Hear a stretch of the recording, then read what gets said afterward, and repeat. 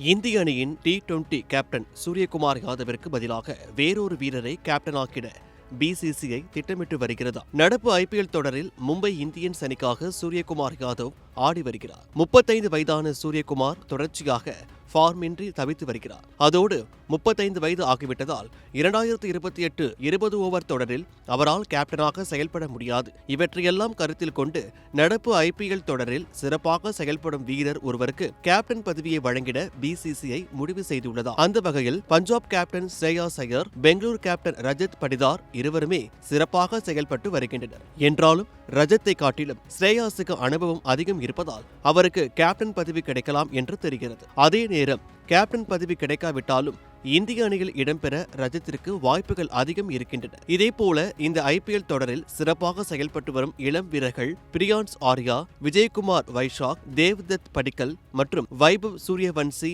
ஆகியோருக்கும் இந்திய அணியில் வாய்ப்பு கிடைக்கலாம் என்று எதிர்பார்க்கப்படுகிறது. எனவே ஐபிஎல் தொடர் முடிந்த பிறகு இந்திய 20 ஓவர் அணியிலும் எக்கச்சக்க மாற்றங்கள் நடைபெறலாம்.